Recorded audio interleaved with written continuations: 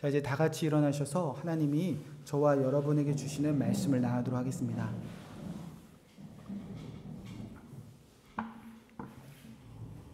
오늘 말씀은 신약성경 마가복음 14장 22절에서 26절까지의 말씀입니다. 마가복음 14장 22절에서 26절 말씀을 우리 한 절씩 교독해 보도록 하겠습니다. 그들이 먹을 때에 예수께서 떡을 가지사 축복하시고 떼어 제자들에게 주시며 이르시되 받으라, 이것은 내 몸이라 하시고,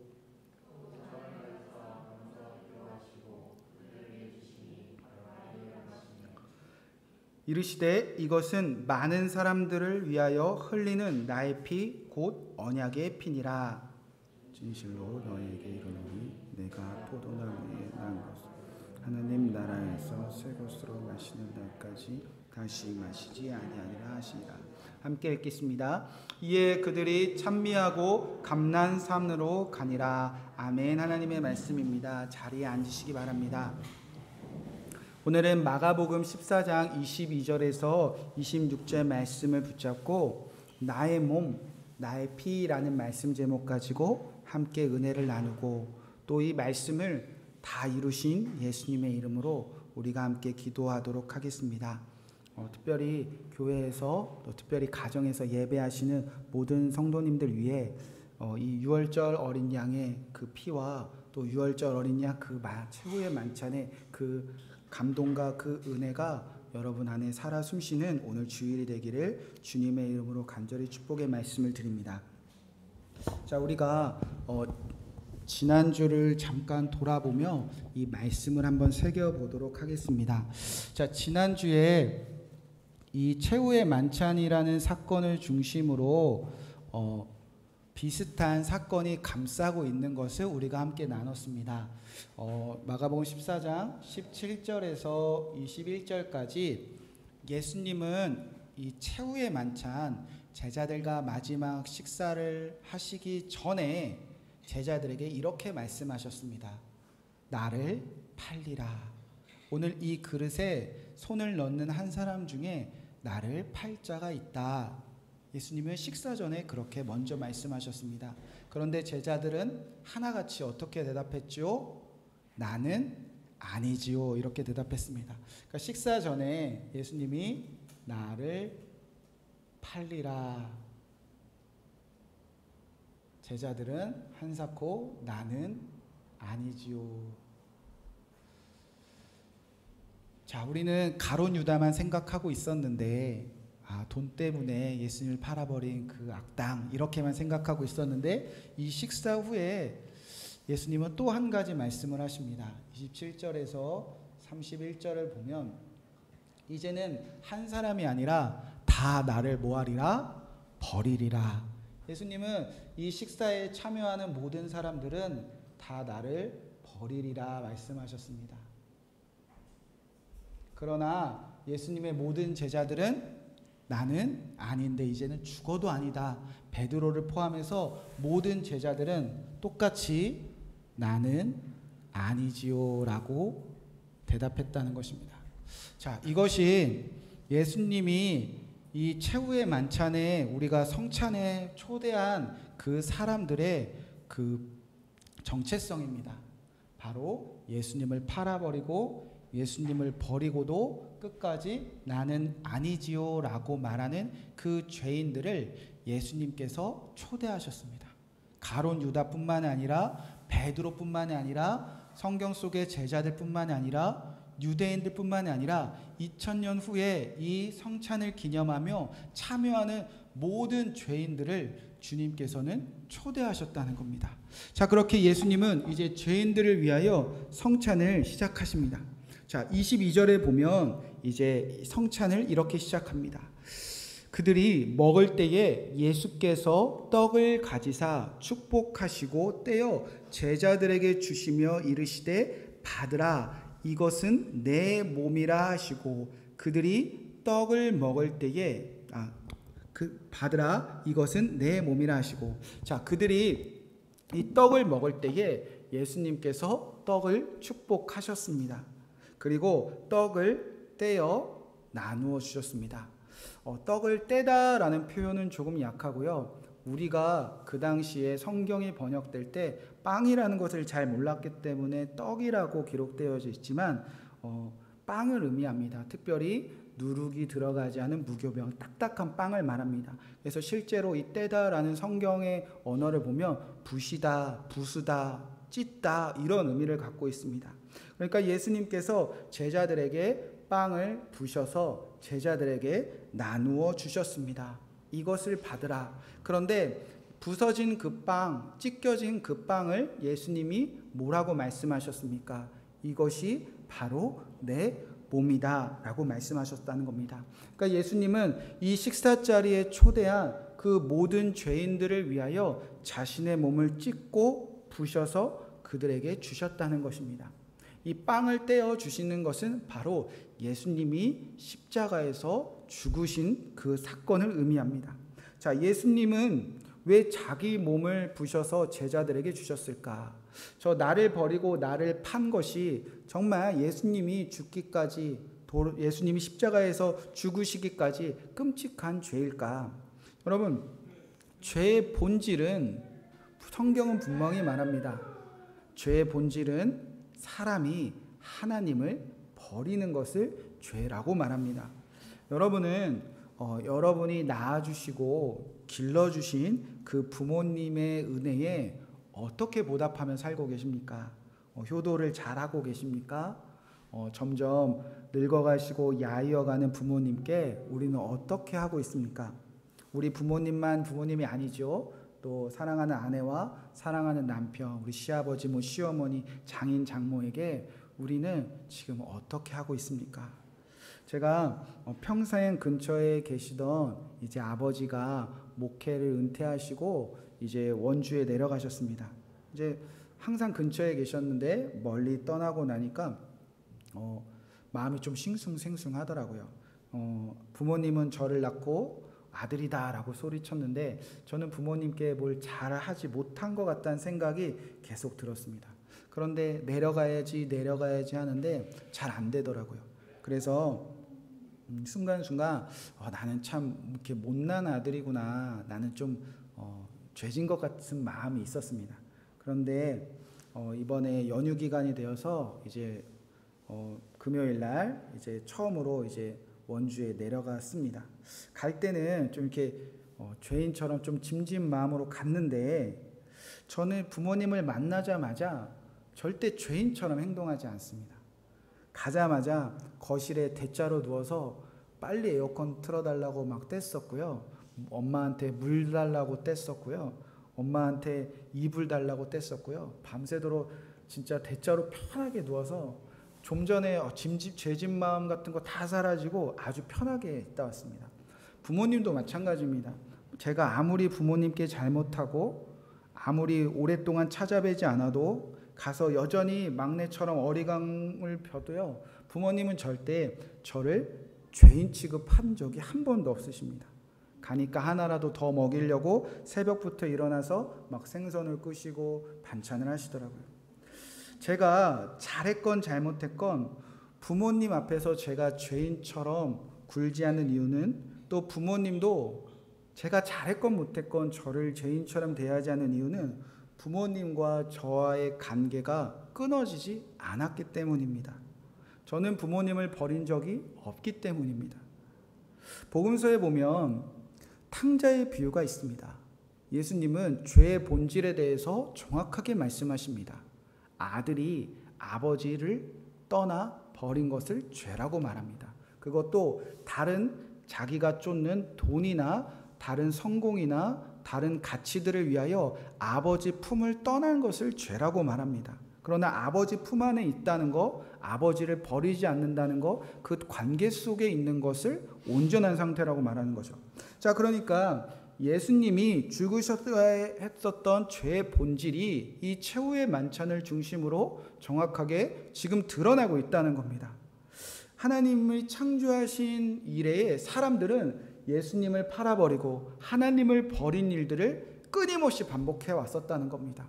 아담과 하와 때부터 스스로 하나님을 되고자 그 선악을 알게 하는 나무 열매가 뭐라고? 스스로 하나님을 버리고 하나님과의 관계를 끊어버리고 하나님을 떠났습니다. 여러분, 그게 죄의 본질입니다. 하나님께서 구원하신 이스라엘 백성들, 그들을 구원하시기 위해서 하나님이 얼마나 수많은 기적을 베푸셨습니까? 그리고 그들이 드디어 가나안 땅에 들어갔음에도 불구하고 이스라엘 백성들이 왕이신 하나님을 버렸습니다. 우리에게 왕을 주세요, 왕을 주세요 소리치자 하나님께서는 사무엘 선지자를 통해서 그들이 너를 버린 것이 아니라 나를 버린 것이라 라고 말씀하셨습니다.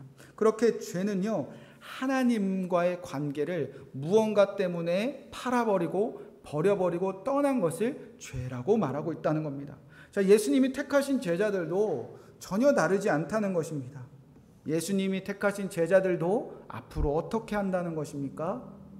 끊임없이 돈과 세상의 가치와 세상의 정욕과 안목의 정욕과 이생의 자랑에 의해서 하나님을 끊임없이 파는 자들이 바로 제자들이고 우리라는 것입니다. 자, 이 죄를 지금 누가 짊어지겠다는 것입니까? 바로 예수님입니다. 하나님을 버린 그 사람들의 죄를 누가 대신해서 갚겠다는 것입니까? 예수님이 십자가에서 죽으심으로 하나님을 버린 모든 사람의 죄를 그가 책임지시겠다는 겁니다. 하나님께서 창조하신 이래 끊임없이 하나님을 버리고 또 버린 그 모든 사람들을 위하여 예수님이 자기 몸을 부시고 떼어서 다 나눠주시는 그 희생제물이 되어주심으로 하나님을 버린 모든 죄악들을 용서해 주시겠다는 것입니다. 따라서 그 부서진 빵을, 그 예수님의 몸을 제자들이 함께 먹는다는 것은 이 제자들도 이제는 그 예수님의 죽음에 참여하겠다는 의미입니다. 예수님이 나 같은 죄인을 위하여 죽으셨으니 이 빵을 먹는 나도, 이제 하나님을 버린 나도, 하나님을 떠났던 죄된 나도 예수님과 함께 십자가에서 죽었음을 고백하는 것이 빵을 받아 먹는 그 의미를 담고 있다는 겁니다. 자, 정리하자면 좀 이렇게 정리하면 좋을 것 같습니다. 자, 여기 최후의 만찬이 있다면, 자, 빵은 뭐라고 그랬죠? 자, 예수님의 몸입니다. 그러면 빵을 떼어 나누어 주심은 예수님이 십자가에서 죽으심을 의미한다는 거죠. 특별히 죄인을 위해서 예수님이 십자가에서 죽음을 의미합니다. 그러면 빵을 받아 먹었지 않습니까? 먹음은 나도 예수님의 십자가의 죽음에 참여하는 것을 의미합니다. 나의 죽음을 고백하는 거죠. 자, 이것이 최후의 만찬에 담긴 빵에 하나님의 주님의 마음이셨습니다. 자, 이후에 한 가지가 더 등장합니다. 빵만 주신 것이 아니라 23절에 보니까 또 잔을 가지사 감사 기도를 하시고 그들에게 주시니 다 이를 마셨다라고 기록되어 있습니다. 예수님을 잔을 가지시고 감사 기도를 드리셨습니다. 그리고 제자들에게 잔을 나누어 주셨습니다. 예수님과 제자들은 포도주를 함께 마셨습니다. 자, 예수님이 그의 제자들과 포도주를 나누어 주시는 것은 어떤 의미라고 예수님께서는 말씀하셨습니까? 24절에 보니까 이르시되 이것은 많은 사람들을 위하여 흘리는 나의 피, 곧 언약의 피다, 이렇게 말씀하셨다는 겁니다. 그러니까 포도주는 예수님의 피를 상징한다는 것입니다. 그런데 왜 피를 흘려야 된다고 말씀하셨습니까? 많은 사람을 위해서 흘리는데, 자, 그것은 우리가 알죠. 근데 많은 사람들을 위해서 피를 흘리는 이유는 나의 피, 언약의 피다, 이렇게 기록되어져 있다는 겁니다. 자, 누가복음에 보면 조금 더 자세하게 표현되어져 있습니다. 누가복음 22장 20절 말씀 화면을 보시면 되겠습니다. 저녁 먹은 후에 잔도 그와 같이 하여 이르시되 이 잔은 내 피로 세우는 새 언약이니 곧 너희를 위하여 붓는 것이라. 그러니까 예수님은 지금 자신의 피를 흘림으로 이런 죄인과 같은 제자들 뿐만 아니라 이제 많은 사람들을 위하여 무언가 새로운 언약을 맺기 위해서 피를 흘리신다는 것입니다. 자, 그러니까 예수님이 이 피를 흘림으로 새 언약을 맺으시겠다면 예수님이 이전에 누군가 피로 맺은 언약들이 성경에 있었다는 것입니다. 예수님께서 무언가 예전의 약속을 이렇게 새롭게 갱신하겠다는 의미라는 것입니다. 자, 그러면 이전에 언약이 분명히 있어야 되잖아요. 그것을 근거로 예전에 이런 언약이 있었던 거 알지? 이제 그 언약을 내가 이렇게 새롭게 할 거야. 그런 의미라는 겁니다. 자, 그 피로 맺은 언약이 성경에 언제 등장했었냐면 바로 예수님이 이스라엘 백성들을 구원하신 후에 출애굽기에 이 예수님이 갱신하신 피의 언약이 처음 등장합니다.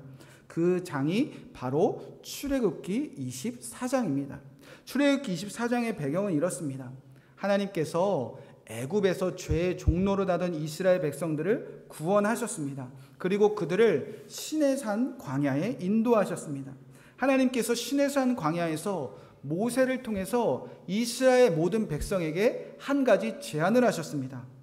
모세야, 저 백성들이 이제 내 말을 잘 듣고 내 말을 잘 지키면 이제 너희들은 나의 소유가 될 거고 이 땅에서 거룩한 백성이 되어 모든 열방을 구원하는 제사장 나라가 될 거야. 이렇게 하나님의 말씀을 들으면 하나님께서 그들에게 이런 특별한 존재가 될 거라고 말씀해 주셨습니다. 모세가 이 말씀을, 하나님께 들은 말씀은 이스라엘 백성들에게 다 전했습니다. 그러니까 모든 백성이 다 일어나 우리 하나님의 말씀대로 살아보겠습니다. 그렇게 응답을 합니다. 그러니까 이제 하나님께서는 어떤 말씀을 지켜야 되는지 가르쳐 주기 시작하시는데 그것이 출애굽기 20장부터 23장까지 등장하는 10계명과 율법과 계명들입니다. 단 4장밖에 안 됩니다. 하나님께서는 많은 걸 말씀하시지 않았습니다. 이스라엘 백성들에게 이 4장만 정확하게 너희가 지키면 너희는 언제나 나의 소유고 언제나 깨끗한 거룩한 백성이고 언제나 너희는 제사장의 나라가 될 거야. 그리고 나서 모세에게 10계명과 율법을 다 가르쳐 주셨습니다. 그리고 모세가 이제 백성들에게 우리가 이런 말씀 지켜야 돼. 하나님께서 이렇게 10계명 주셨어. 이런 율법을 주셨어. 그리고 나서 너희 이렇게 살 수 있겠냐? 하나님이 물으셨어 라고 얘기하니까 이스라엘 백성들이 다 같이 일어나 저희 10계명 다 지키겠습니다. 율법과 계명 다 지키겠습니다. 이렇게 일제히 응답했다는 겁니다. 자, 그러니까 하나님께서 이제 우리 계약서 쓰자. 그게 바로 피의 언약서입니다. 출애굽기 24절에 보면 예수님께서 갱신하신 피의 언약이 그때 체결되어집니다. 4절, 5절, 6절, 7절, 8절 말씀 5절부터 제가 읽어드리도록 하겠습니다. 이스라엘 4절부터 모세가 5절부터 있나요? 네, 모세가 이스라엘 자손이 청년들을 보내어 여호와께 소로 번제와 화목제기를 드리게 하고 모세와 피를 가지고 반은 여러 양푼에 담고 반은 제단에 뿌리고 언약서를 가져다가 백성에게 낭독하여 듣게 하니 그들이 이르되 여호와의 모든 말씀을 우리가 준행하리이다. 모세가 그 피를 가지고 백성에게 뿌리며 이르되 이는 여호와께서 이 모든 말씀에 대하여 너희가 세우신 언약의 피니라. 그렇게 피의 언약이 체결되는데 이런 그림입니다. 모세가 이제 화목제물을 잡습니다. 그리고 그 피를 쏟습니다. 그 피를 반은 하나님의 제단에 뿌리고 그 반은 잔을 나누어 이스라엘 백성 편에 뿌렸습니다. 여러분, 피는 생명을 뜻합니다. 그러니까 이 체결된 언약에 하나님도 생명을 걸겠다는 의미고요. 이스라엘 백성들도 생명을 걸겠다는 의미입니다. 이 피로 맺은 언약이 뭐길래 하나님도 생명을 걸고 이스라엘 백성들로 생명을 걸겠냐? 여호와께서 여호와의 모든 말씀을 우리가 준행하겠습니다. 이것에 언약을 체결했다는 겁니다.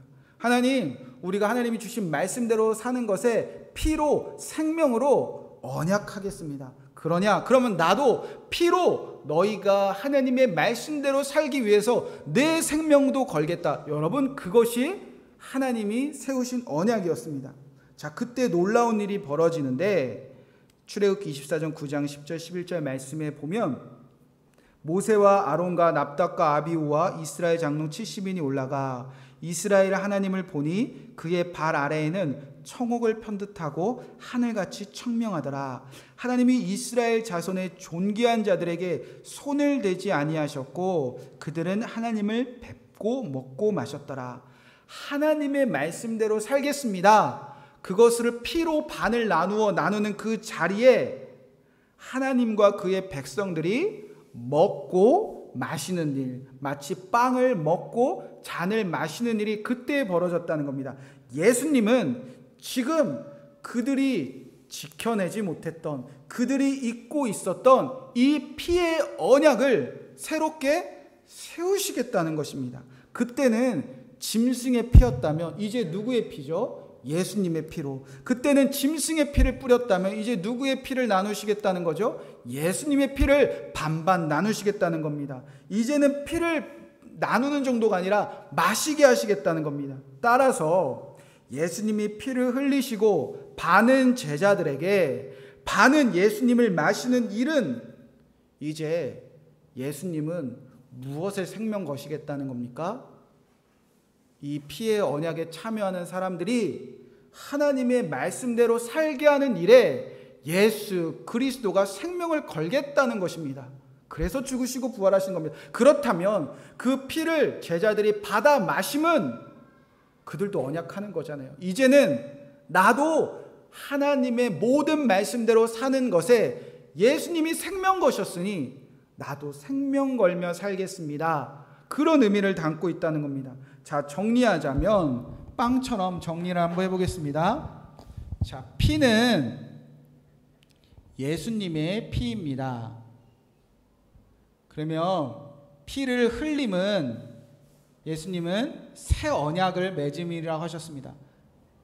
새 언약은 어렵고 힘든 것이 아니라 하나님의 말씀대로 사는 것입니다. 그것에 하나님이 생명 거셨듯 이제 예수님이 생명 걸겠다는 겁니다. 그러면 피를 나누어 마심은 이제 우리가 이 새 언약 예수님과 함께 말씀대로 사는 것에 무엇을 걸겠다? 생명 걸겠다. 여러분, 우리가 성찬에 참여할 때요, 단순히 뭔가 찜찜한 일이 있는데 그 죄 좀 씻어주는 거, 우리가 뭔가 잊지 못하는 죄 있을 때 그거 씻어주는 정도가 아니었다는 겁니다. 성찬에 많은 이유가 있지만 우리가 성찬에 참여하는 것은 어떤 의미를 갖고 있는가? 첫 번째로는 빵을 떼어 받아 먹음으로 나 같은 죄인이 십자가에서 함께 죽음을 고백하는 것입니다. 여러분, 죽음으로 끝나는 것이 아니죠.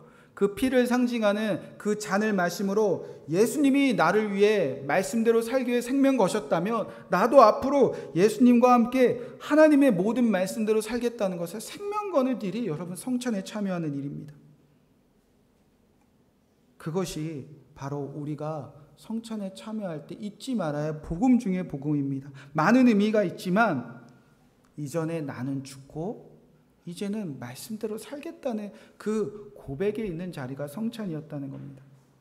바로 예수와 죽고 예수와 사는 복음이 녹아져 있는 그 자리가 최후의 만찬의 자리였다는 겁니다. 우리가 잘 아는 갈라디아서 2장 20절의 고백이 그 자리에 있는 것입니다. 내가 그리스도와 함께 십자가에 못 박혔나니 이제는 내가 사는 것이 아니요 내 안에 그리스도께서 사시는 것이라. 이제 내가 육체 가운데 사는 것은 나를 사랑하사 나를 위하여 자기 자신을 버리신 하나님의 아들을 믿는 믿음에서 사는 것이라. 따라서 떡을 먹는 자는 죽음을 고백하고 피를 먹는 자는 삶을 고백하는 겁니다. 나는 예수와 죽고 나는 예수와 살겠다는 겁니다. 자, 그러면 이 성찬은 언제까지 지켜야 될까? 초대 교인들과 사도들과 그 초대 그리스도인들은 매일매일 밥 먹을 때마다 이 성찬을 지켰다는 겁니다. 왜 그렇게 해야 되는가? 자, 25절 26절 말씀에 보면 우리가 언제까지 예수와 죽고 예수와 다시 살아야 되는지 이제 예수님이 의미를 담아 제자들에게 한 가지 메시지를 던집니다. 25절 말씀을 우리 다 함께 읽어보겠습니다. 자, 시작. 진실로 너희에게 이르노니 내가 포도나무에서 난 것을 하나님 나라에서 새 것으로 마시는 날까지 다시 마시지 아니하니라 하시니. 예수님은 그러면 포도주를 마셨다는 얘기입니까? 안 마셨다는 얘기입니까?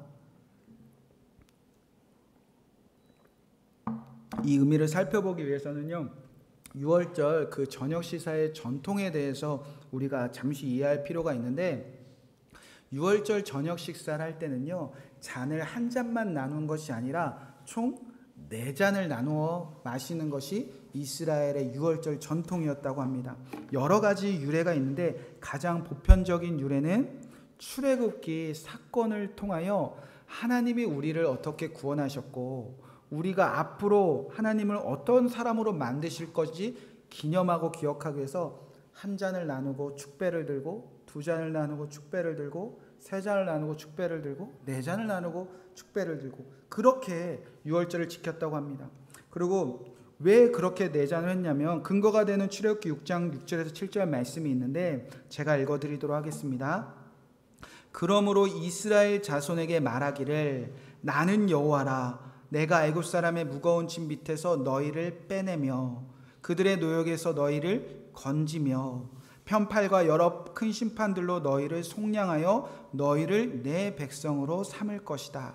구원의 과정을 이스라엘 백성들 이렇게 4가지로 기념했다는 겁니다. 너희를 빼내어 너희를 건지고 너희를 속량하여 너희를 내 백성으로 삼고, 그래서 우리를 빼내신 하나님께 감사하고 우리를 건지신 하나님께 감사하며 잔을 들고 우리를 속량하신 주님을 향하여 잔을 들고 우리를 하나님의 백성 삼으실 잔을, 이렇게 4가지 잔을 들었는데, 자, 예수님도 그러니까 하나님을 구원하신 그 유월절 전통을 기념하면서 잔을 한 잔 한 잔 나누셨다는 겁니다. 그리고 나서 마지막 4번째 잔만 마시지 아니하시고 쓱 밀어두셨다는 겁니다.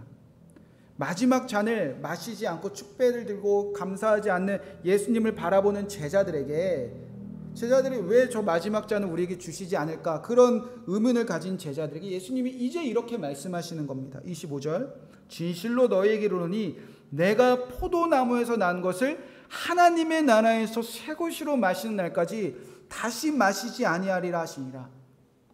저는 이 말씀을 읽고 예수님 정말 멋있는 분이시다라는 생각이 들었습니다. 그리고 정말 하나님의 나라가 있구나 라는 확신이 들었습니다. 예수님이 지금 이런 말씀을 하시는 거예요. 다 나누신 다음에 너가 빵을 나누며 너의 죄인들 죽음을 고백하라, 피를 나누며 이제 너와 내가 하나 되어 하나님의 말씀대로 살자. 그리고 나서 마지막 한 잔은 제자들에게 이제 어디서 마시자? 이 땅에서 나는 포도나무가 나는 것을 마는 것이 아니라 마지막 한 잔 우리 하나님 나라에서 만나서 그때 건배하며 마시자. 예수님이 그런 놀라운 메시지를 전했다는 겁니다. 우리가 이 땅에서 예수를 죽고 예수와 평생 함께 살다가 제자들아 우리 하나님 나라에서 그때 같이 건배하자. 여러분 정말 하나님의 나라가 제자들에게 있음을 예수님께서 보여주셨다는 겁니다. 그래서 제자들이 이제 성령을 만났을 때 다 자신의 죽음을 고백하고 예수와 사는 그 놀라운 기쁨을 누릴 수 있었다는 것입니다. 사랑하는 성도 여러분, 코로나19로 인하여 안타까운 일이 많이 있지만 모든 교회에 성찬을 베푸는 일이 다 멈춰가고 있습니다. 아쉽고 답답한 마음이 있습니다. 그러나 중요한 것은 예수님은 언제 어디서나 여러분과 함께 하신다는 사실입니다. 그렇다면 우리가 초대교회처럼 매일 빵과 잔을 나눌 때처럼 우리는 밥 먹을 때마다 이 고백을 잊지 않는 자들이 정말 유월절 식사에 참여한 자라는 겁니다. 여러분 가정에서 식사하실 때마다 이 성찬의 의미를 기억하시라는 겁니다. 예수님을 팔아버리고 버렸던 나는 예수님과 함께 십자가에 죽었습니다. 죽음으로 끝나는 것은 아닙니다. 식사할 때마다 이제 예수님과 함께 나도 하나님의 모든 말씀대로 사는 것에 생명 걸겠습니다. 그렇게 이 땅에서 예수와 죽고 예수와 살다가 하나님 나라에서 예수님과 멋지게 건배하고 싶습니다. 그 마지막 잔 하나님과 함께 예수님과 함께 마시고 싶습니다. 여러분의 삶 속에 매일매일 나의 몸, 나의 피, 그 주님이 주신 놀라운 그 복음이 언제나 누려주셔서 하나님 나라의 그 잔을 기대하시며 이 땅에서 그 은혜를 매일매일 맛보시는 저와 여러분 되시기를 주님의 이름으로 간절히 축복의 말씀을 드립니다. 이 말씀